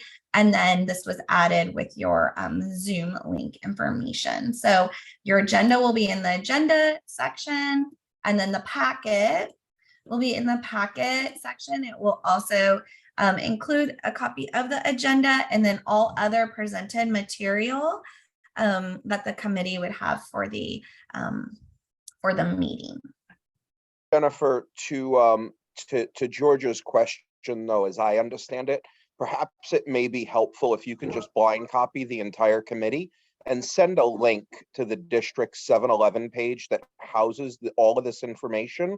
And then each committee member can actually bookmark that if they choose to, so that they have immediate access. Because I think Georgia's question, as I understood it, is like, where do we go for all of this? Is all of this going to be emailed? If everyone has it bookmarked, it might be helpful. Absolutely. We can definitely support the committee in getting that out. Okay. And then the last question, listening to all the Brown Act requirements, I want to make sure I'm not doing anything I'm not supposed to be doing.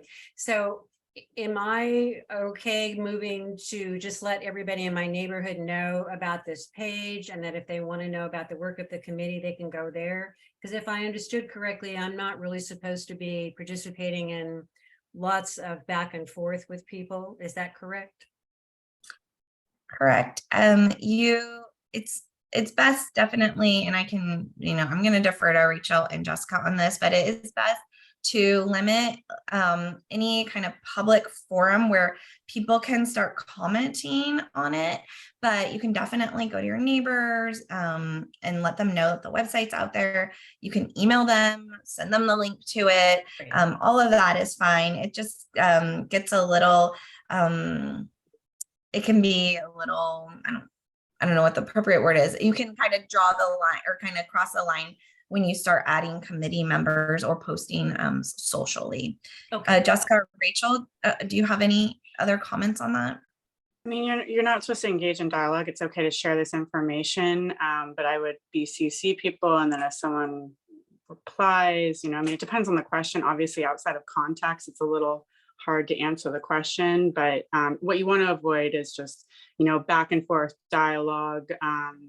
You don't want to give the impression that you're making a statement on behalf of the committee, which, you aren't authorized to do. So it's just best, if you do get questions that, you send them to the email that Jennifer provided, and then it gets, it can be agendized if need be, or addressed however it needs to be addressed. But it's perfectly fine to share the information. I do, again, recommend DCCing, because then you avoid like reply alls. I don't know, how many people you're planning to send it to, but it's just, that would be my recommendation.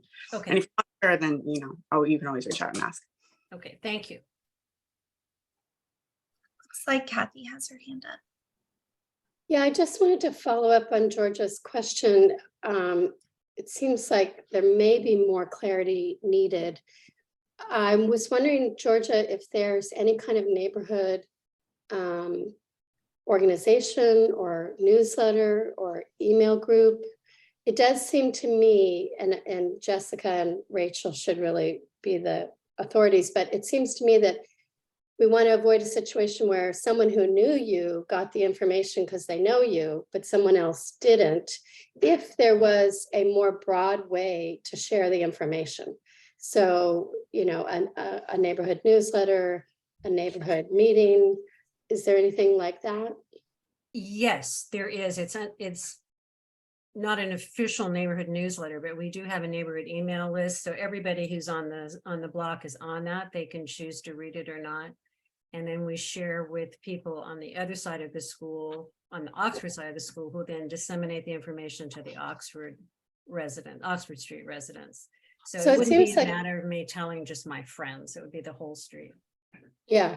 So one option, other people should weigh in, but one option would be for you to write something and send it to Jennifer, and she could run it by the attorneys. Yeah, I think that's a great idea.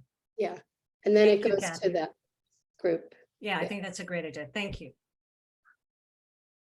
And now that the information is on the website, it's public information. So it's just how we roll it out that we have to be careful of, right?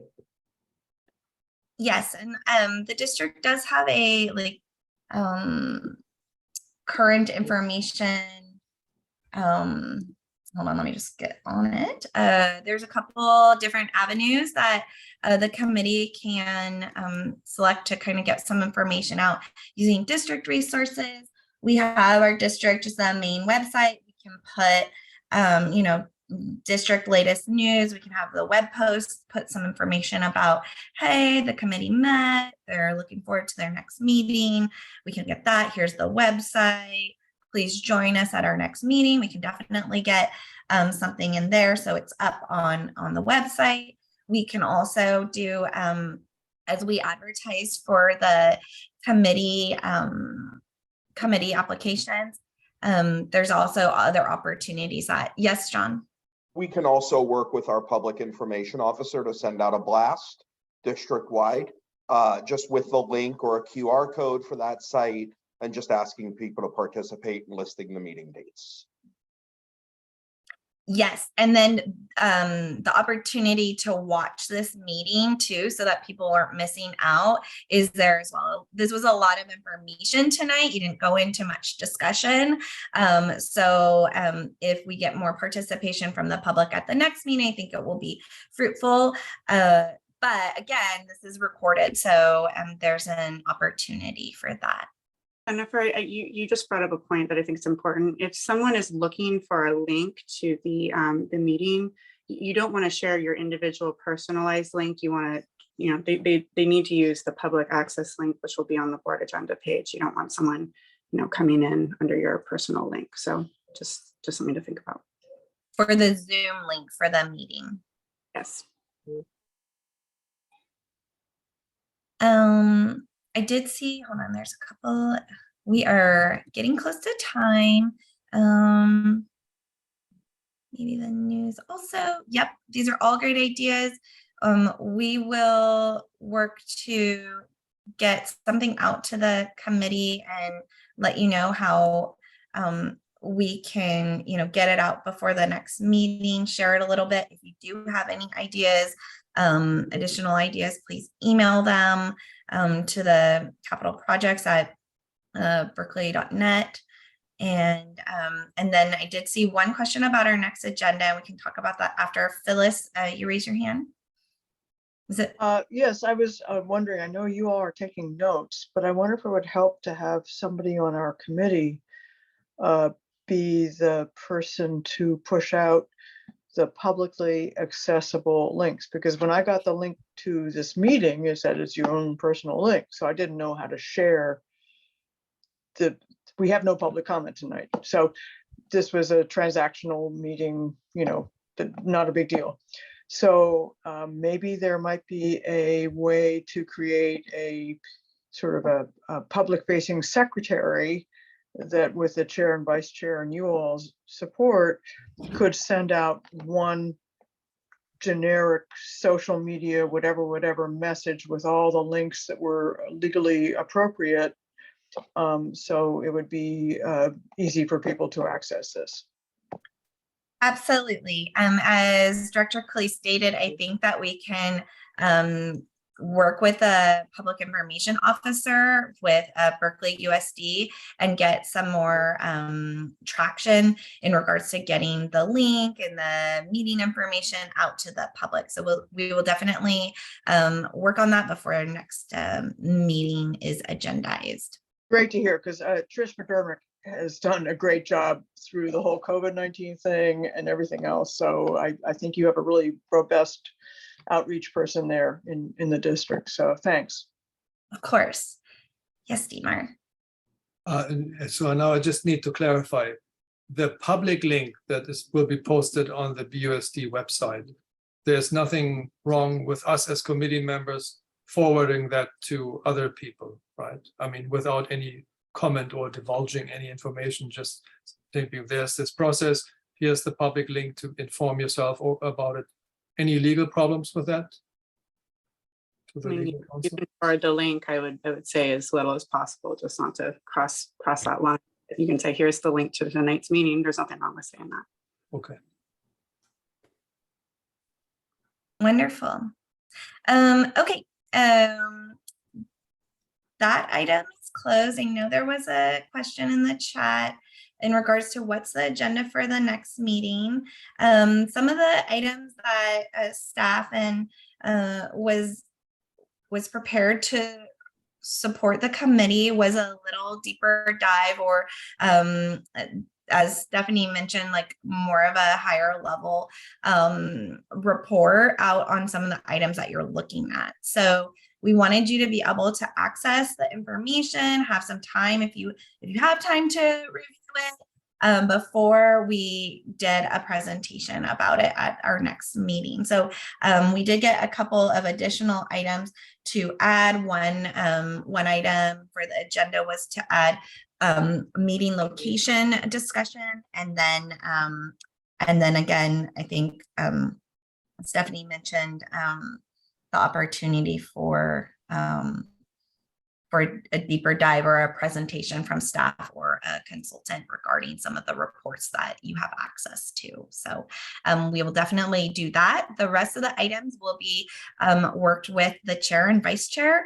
If you have any opportunity that you want to be agendized, you can email it to the capital projects at berkeley.net, and I will be sending out a follow-up email so you have all that contact information, and then we will, the chair and vice chair will work to put together an agenda. Stephanie.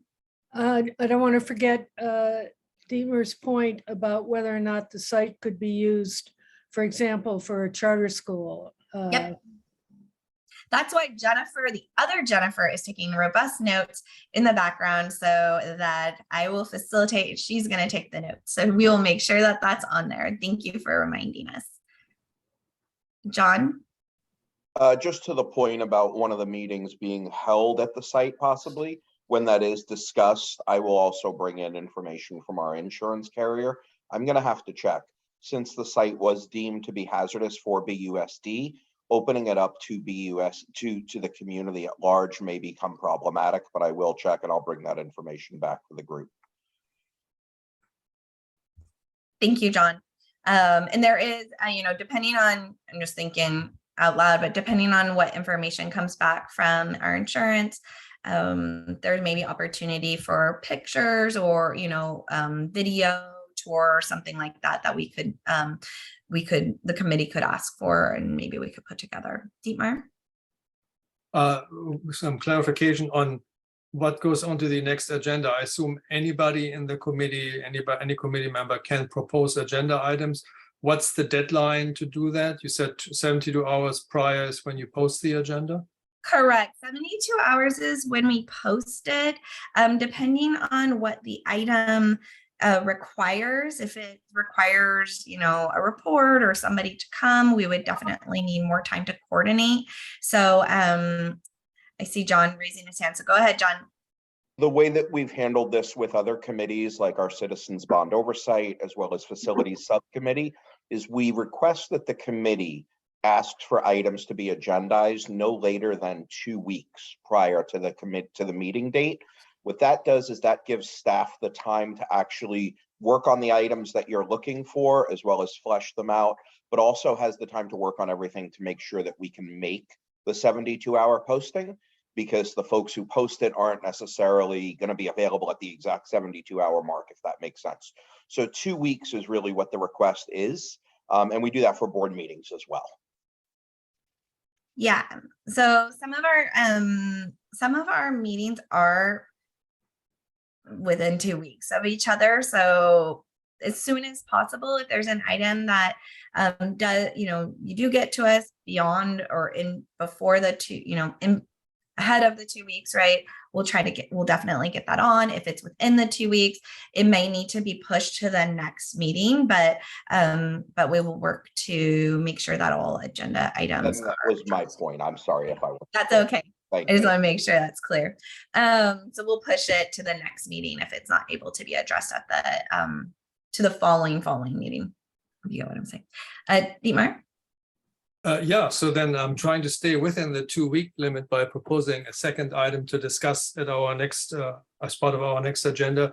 And that is at one of our meetings, preferably relatively soon, not the last meeting, but then maybe the second or third, is to invite a Berkeley planner, ideally chief of planning, to evaluate zoning stipulations, because of course one of the challenges is the current zoning as R1H. I don't have to go into the details about that, but that by itself should not preclude like, oh, we can't do anything there, because you can. There's multiple ways to make sense out of that, even if it doesn't get rezoned. But I think to have a qualified discussion about that, we need to have somebody from the city planning department. Thank you. I do want everyone to have the opportunity to read the appraisal. There's a lot of information from the appraiser in regards to the zoning or the opportunities. The appraiser is a local Berkeley company, worked in Berkeley, has been established in Berkeley for 60 plus years. So I think it's an opportunity to review that. And again, we will definitely do a little bit of a deeper dive or an executive review and presentation to the committee on that report, so that you have that at the next meeting, and then talk about some of the zoning opportunities at the next meeting. Yes, Stephanie? I think Dietmar's proposal is an excellent one because the city planning department has enormous control over all of these matters, and what they think can really influence what our recommendations might end up being in terms of what we can do with recommending to the board what can be done with that property. And the appraiser is not on the same level as the planning department, which has the authority to say yay or nay. So I think Dietmar's proposal is an excellent one. I want to second it. Thank you. Dietmar? Yeah, and one should probably even expand that, because what zoning staff can only go so far, because they have to apply the rules as they are. That's why I mentioned there are certain things we need to start thinking about early, because some of those are also, in the hands of the city council. For example, the current workforce housing project is a direct collaboration between the city and the school district. And I would highly recommend for all committee members to read the comments of Council Member Kesawani commenting on the housing element of the general plan, and which I think has very strong implications of what this site could be. Definitely. Okay, so if I can, is this really available, or should I send out the link to that? If you could send, just because I want to be really cognizant of time, we're getting to 7:30. Kathy has her hand, and I want Beth to be able to close the meeting.